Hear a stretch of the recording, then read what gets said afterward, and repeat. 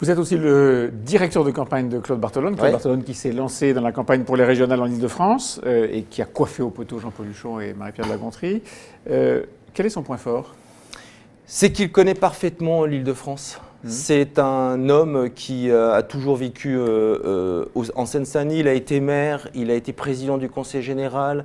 Il a, comme moi, comme beaucoup d'autres, chevillé au corps cette identité francilienne. Et donc, il aura, avec l'équipe qui va l'entourer, le projet que nous allons porter, les socialistes, et j'espère toute la gauche rassemblée au premier et au deuxième tour, pour que le 13 décembre, la région reste à gauche. Deuxième tour que nous puissions dire clairement ce que nous voulons sur des sujets extrêmement importants. Vous savez, il ne suffit pas pour Valérie Pécresse de prendre une pelle et un sac. En plus, bonjour, l'image quand elle dit « les femmes, c'est fait pour le ménage ».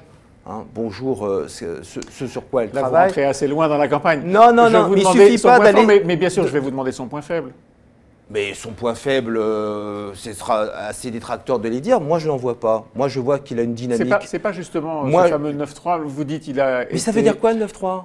Il a été président il a dirigé ce département. Il est un homme de la Seine-Saint-Denis.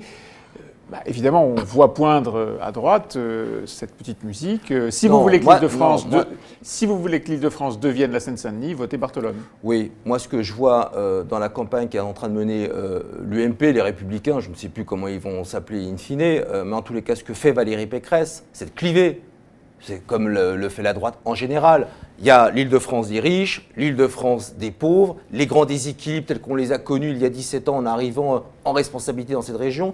Sauf qu'aujourd'hui, les Franciliennes et les Franciliens voient et comprennent ce que veut dire d'être dans cette grande région. Mais vous n'avez pas répondu à ma question. Est-ce que c'est un inconvénient d'être celui qui a fait du 9-3 ce qu'est le 9-3 aujourd'hui, c'est-à-dire un département extrêmement endetté, où il y a un taux de chômage énorme et qui n'est pas le département rêvé de la région de France. Je suppose que vous voulez dire un département